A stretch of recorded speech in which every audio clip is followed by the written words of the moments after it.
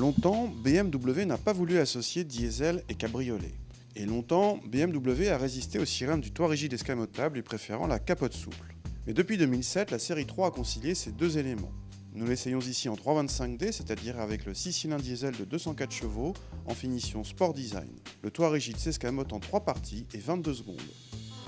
L'avant de ce cabriolet reprend l'essentiel de celui du coupé. Le conducteur peut trouver une position de conduite parfaite et peut même régler la longueur de l'assise.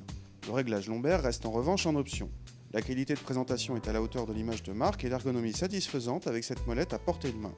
Le large écran central est très agréable. Le cabriolet pèse plus de 200 kg supplémentaires par rapport à la berline, autrement dit la voiture est moins dynamique. La nôtre reste agréable à conduire avec un moteur disponible très tôt associé à une boîte automatique très agréable. Mais la sonorité du diesel est trop présente et les suspensions très fermes sont en contradiction avec l'esprit balade de la voiture. Comme souvent dans un cabriolet 4 places, les places arrière sont les moins confortables de la voiture.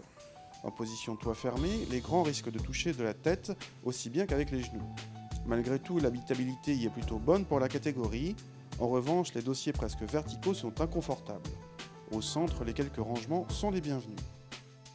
Comme avec presque tous les cabriolets à toit rigide, c'est le coffre qui doit recevoir le toit en position décapotée.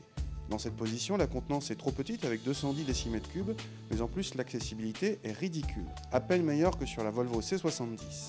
En position capotée, on passe à 370 décimètres-cubes, soit moins bien que les Mégane CC ou 308 CC de la catégorie inférieure.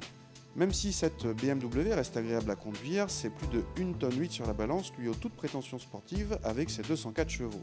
La finition Sport Design avec ses suspensions fermes et des roues de grand diamètre nous paraît donc peu adaptée à la voiture. Autre grief, cette fois concernant le prix, le cabriolet coûte 7 000 € de plus que le coupé, c'est beaucoup trop.